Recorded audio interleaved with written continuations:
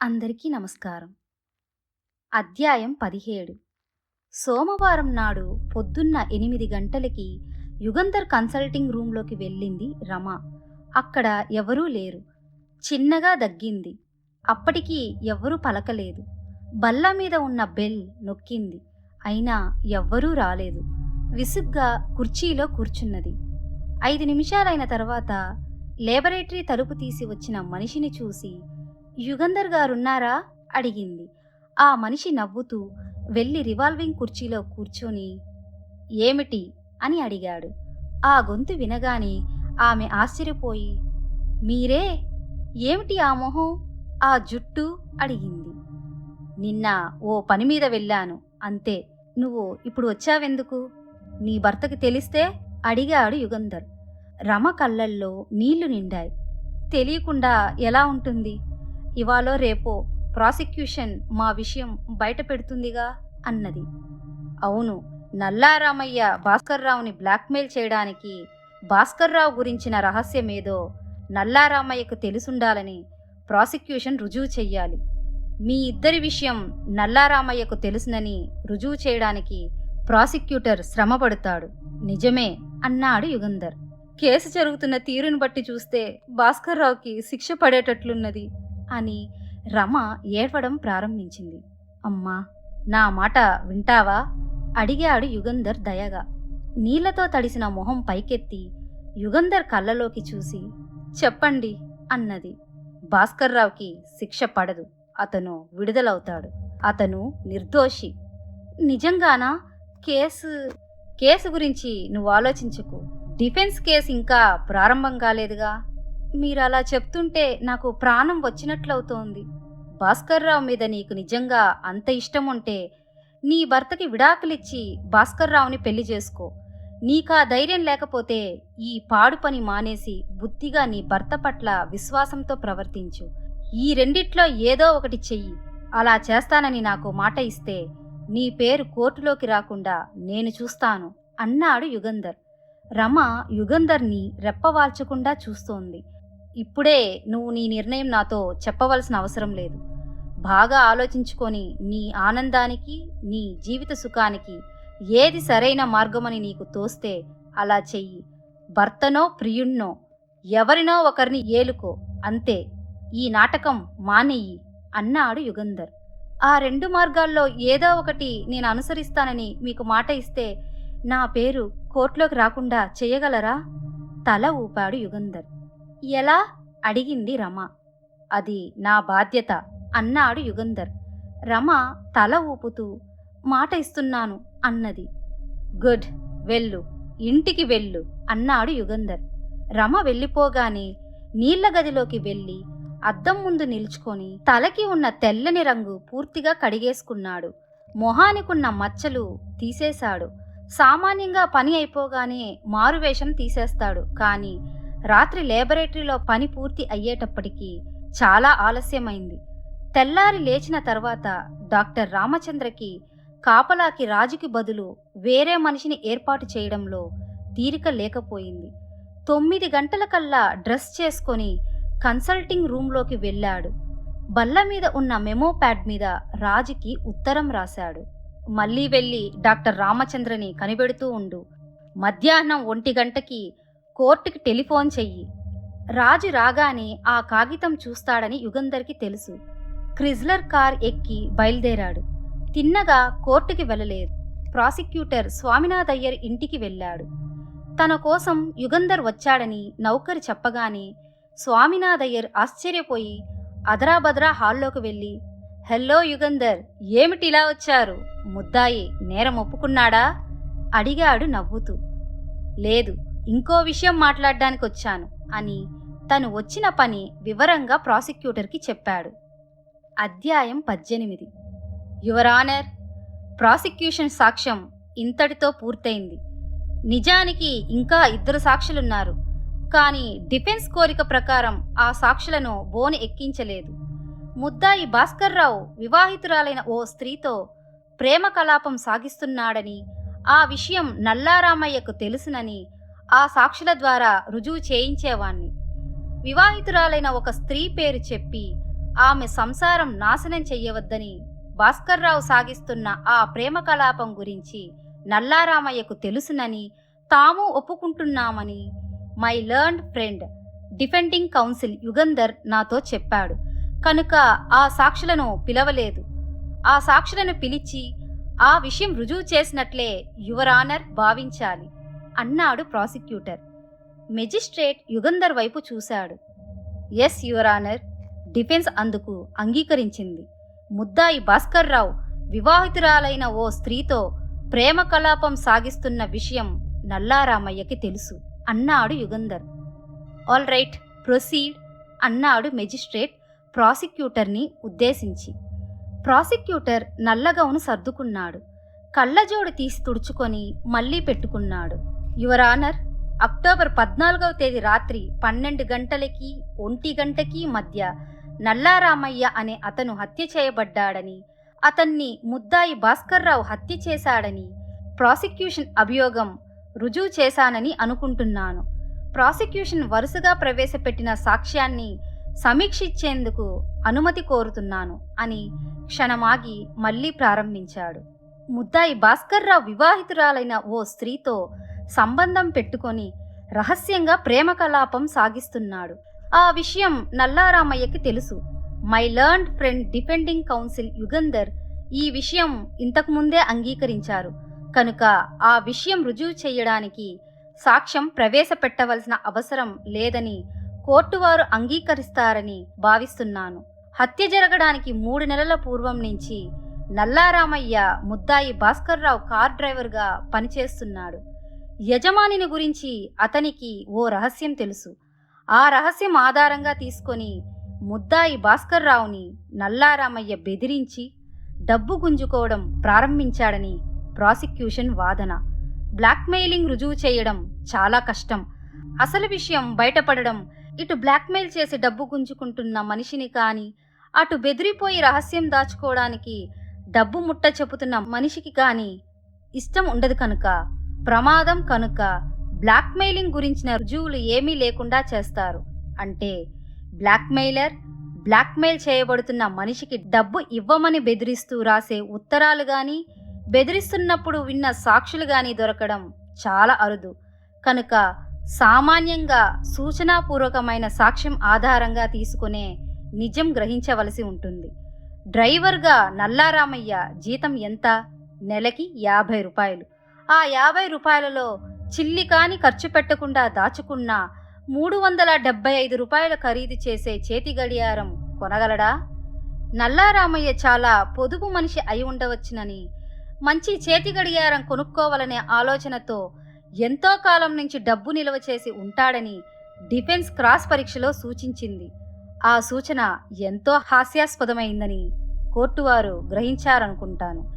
ముద్దాయి భాస్కర్రావు ఇంట్లో పనిచేసే మునియమ్మని నల్లారామయ్య సినిమాకు తీసుకువెళ్ళినప్పుడు, తర్వాత హోటల్కి తీసుకెళ్ళినప్పుడు పెట్టిన ఖర్చుని బట్టి అతను ఎంత దుబారా మనిషో తెలుస్తోంది. అంతేకాదు, నెలకి 50 రూపాయలు జీతం తెచ్చుకుంటున్న మనిషి, డ్రైవర్ పనిచేస్తున్న మనిషి ₹2.62 టికెట్లు కొంటాడా? ఆ క్లాసు టికెట్ కొనడం నేరం కాదు, కానీ అది సహజమా? అది నా ప్రశ్న. అలాగే మునియమ్మని చాలా పెద్ద హోటల్కి తీసుకెళ్లడం గురించి సందేహం కలుగుతుంది. పైగా తనకి చాలా డబ్బున్నదని, అక్షయపాత్ర ఉన్నదని చెప్పి నల్లారామయ్య మునియమ్మకి నోట్ల కట్ట ఒకటి చూపించాడు. ఆ కట్టలో అన్ని నోట్లు అయి ఉండవని, పైన కింద మాత్రం నోట్లు ఉండి ఉండవచ్చునని డిఫెన్స్ మునియమ్మని క్రాస్ పరీక్ష చేస్తూ సూచించింది. అయ్యుండవచ్చు. ఆ కట్టలో ఉన్నవన్నీ నోట్లేనని ప్రాసిక్యూషన్ రుజువు చెయ్యలేదు. కానీ మధ్య తెల్ల కాగితాలు పెట్టి పైన కింద నోట్లు పెట్టి మునియమ్మని నల్లారామయ్య మోసం చేయవలసిన అవసరం ఏం కలిగింది? నల్లారామయ్య వద్ద నోట్లున్నాయని మునియమ్మకి తెలియడం వల్ల అతనికేం ప్రయోజనం? ఈ సంశయాలకి సమాధానాలు ఏమిటి? ఏవీ లేవు. నల్లారామయ్యకి జీతం కాక వేరే రాబడి ఏదో ఉండి ఉండాలి. అందువల్లే అలా ధారాళంగా ఖర్చు పెట్టగలిగాడు. ఇప్పుడిక ఆలోచించవలసినది ఏమిటా రాబడి అని. ఎక్కడి నుంచి వచ్చింది అంత డబ్బు? పేకాట ఆడి లాభం సంపాదించాడా? నెలకి 50 రూపాయల జీతం మీద డ్రైవర్గా ఉద్యోగం చేస్తున్న నల్లారామయ్యకి అంత డబ్బు ఎక్కడి నుంచి వచ్చింది? పోలీస్ దర్యాప్తులో ఆ రాబడికి మార్గం తెలియలేదు. అంటే న్యాయంగా కానీ బాహటంగా కానీ ఆర్జించిన సొమ్ము కాదని తేలింది.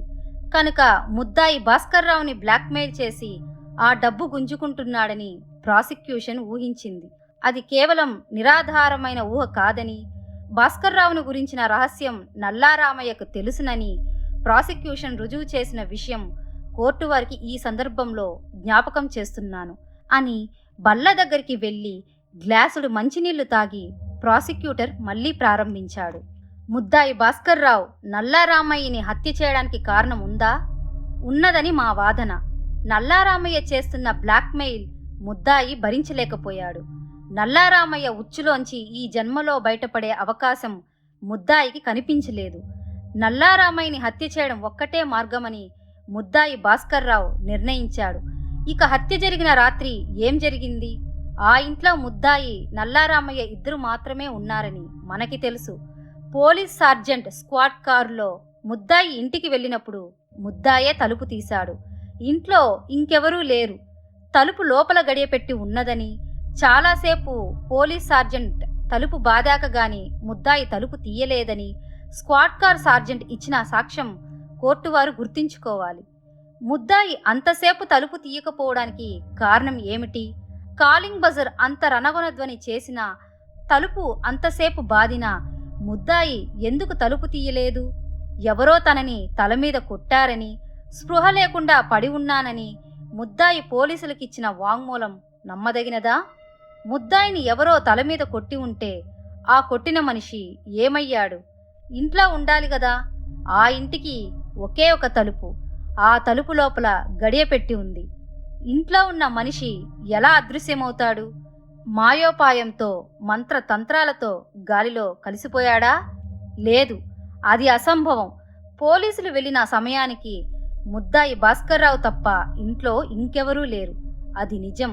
కనుక తనని ఎవరో తల మీద కొట్టారని, తనకి స్పృహ పోయిందని ముద్దాయి చెప్పిన విషయం అసత్యం. పోలీసులు వెళ్ళి తలుపు తట్టగానే ముద్దాయి కంగారు పడి తను చేసిన ఘాతుకమైన పని తాలూకు నిదర్శనాలు ఏవీ లేకుండా చేయడానికి అదరాబదరా పొయ్యి గదంతా సర్ది తలుపు తీయడానికి అంత ఆలస్యమైంది. ఇల్లు వెతుకుతామని సార్జెంట్ చెప్పగానే ముద్దాయి అభ్యంతరం చెప్పలేదని, సెర్చ్ వారెంట్ తెమ్మని పట్టుపట్టలేదని, కనుక పొయ్యి గదిలో ఉన్న ఘోరాల గురించి ముద్దాయికి తెలియదని, నిరభ్యంతరంగా ముద్దాయి పోలీసుల్ని ఇంట్లోకి రానివ్వడం ద్వారా ముద్దాయి నిర్దోషిత్వము, అమాయకత్వము రుజువు అవుతోందని my learn friend defence counsel సూచించారు. సెర్చ్ వారెంట్ తీసుకురమ్మని ముద్దాయి పట్టుబడితే ఏం జరిగేది? ఒక పోలీసు ఉద్యోగి అక్కడ కాపలా ఉండి సెర్చ్ వారెంట్ కోసం ఇంకో ఉద్యోగి వెళ్ళేవాడు.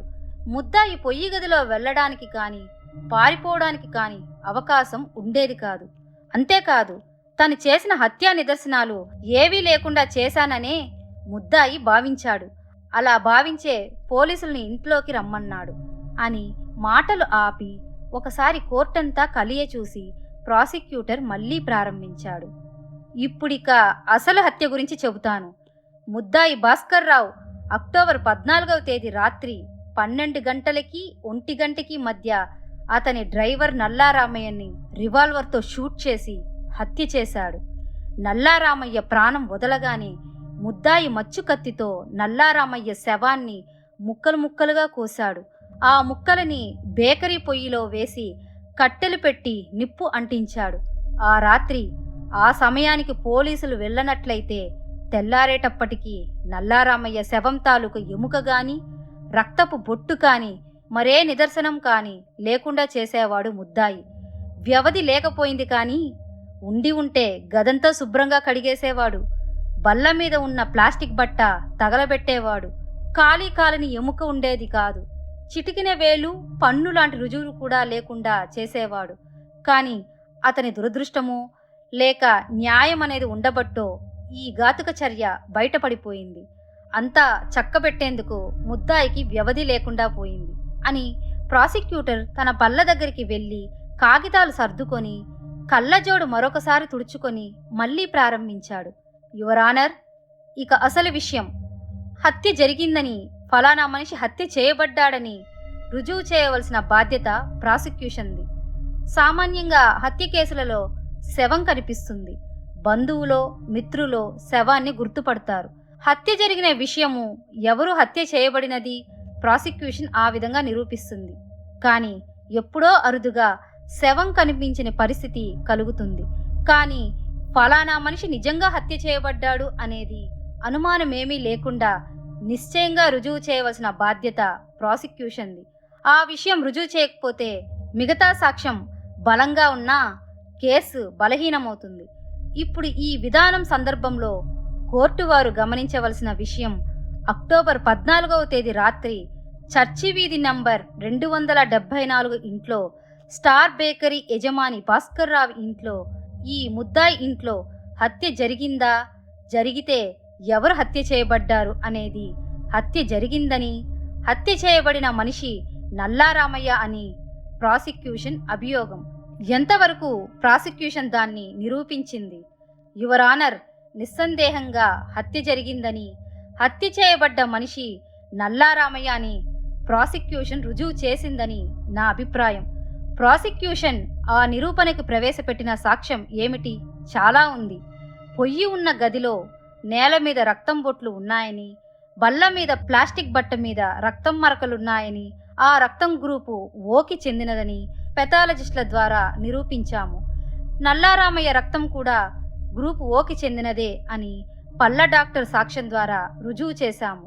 చాలామందికి గ్రూప్ ఓ రక్తం ఉంటుందని, ఆ రక్తం నల్లారామయ్య రక్తమేనని నిశ్చయం ఏమిటని డిఫెన్స్ క్రాస్ పరీక్ష ద్వారా సూచించింది. నిజమే, గదిలో ఉన్న రక్తం గ్రూప్ ఓకి చెందినది కాబట్టి నల్లారామయ్య హత్య చేయబడ్డాడని ప్రాసిక్యూషన్ అనలేదు. మిగతా సాక్ష్యంలో ఒక పాయింట్ మాత్రమే అది.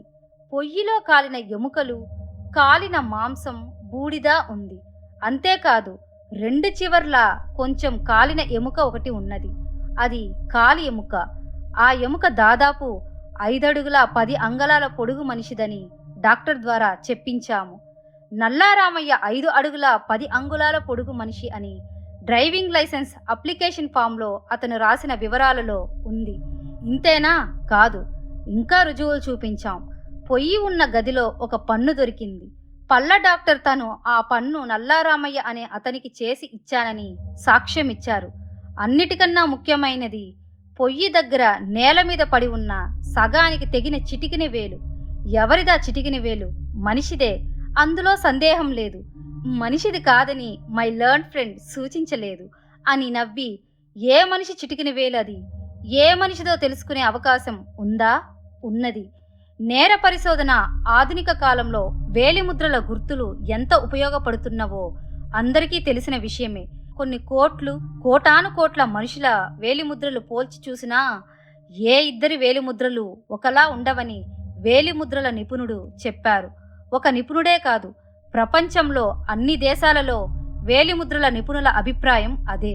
స్కాట్లాండ్ యార్డ్ వేలిముద్రల శాఖకి కొన్ని దశాబ్దాల పాటు ముఖ్య అధికారిగా ఉన్న చెరిల్ వేలిముద్రల గురించి రాసిన పుస్తకంలో స్పష్టంగా రాశాడు.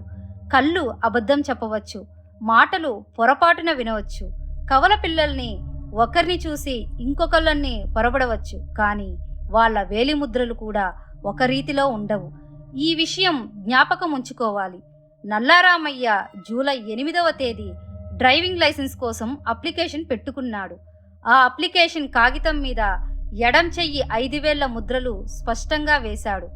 ఆ విషయం లైసెన్సింగ్ అధికారి సాక్ష్యం ఇచ్చాడు. ఆ 5 వేళ్లలో ఒకటి చిటికిన వేలు. యువర్ ఆనర్, ముద్దాయి భాస్కర్ రావు ఇంట్లో పొయ్యి గదిలో కనిపించిన సగానికి తెగి ఉన్న చిటికిన వేలి ముద్ర, ఆ అప్లికేషన్ కాగితం మీద ఉన్న చిటికిన వేలి ముద్ర ఒకే రకంగా ఉన్నాయని, ఒకే మనిషి చిటికిన వేలు అని వేలిముద్రల నిపుణుడు సాక్ష్యం ఇచ్చారు. కనుక ఆ సగానికి తెగిన ఆ చిటికిన వేలు ఎవరిది? నల్లారామయ్యది. అది ప్రాసిక్యూషన్ సాక్ష్యం. మచ్చు కత్తి మీద, పిస్టల్ పిడి మీద ముద్దాయి వేలిముద్రలుంటే బావుండేది. నిజమే, కానీ లేవు. హత్యలు చేసేవాళ్ళు ప్రాసిక్యూషన్ కేసు రుజువు చేసుకునేందుకు వీలుగా రుజువులు వదలరు. పొయ్యిలో ఉన్న పిస్టల్ గుండు ముద్దాయి పిస్టోల్తో పేల్చిన గుండేనని బాలిస్టిక్ నిపుణుని ద్వారా రుజువు చేశాము. హత్య జరిగిందని, హత్య చేయబడ్డ మనిషి నల్లా రామయ్య అని, నల్లా రామయ్యని హత్య చేయడానికి ముద్దాయికి కారణం ఉన్నదని, హత్య జరిగిన సమయంలో ముద్దాయి తప్ప ఆ ఇంట్లో ఇంకెవరూ లేరని నిరూపించాము. కనుక యువర్ ఆనర్, ముద్దాయిని విచారణకి సెషన్స్కి పంపవలసిందిగా ప్రార్థిస్తున్నాను అని ప్రాసిక్యూటర్ ముగించాడు. ఈరోజు ఎపిసోడ్ అయిపోయింది. నెక్స్ట్ ఎపిసోడ్ కోసం ఎదురు చూస్తూ ఉండండి. Stay tuned.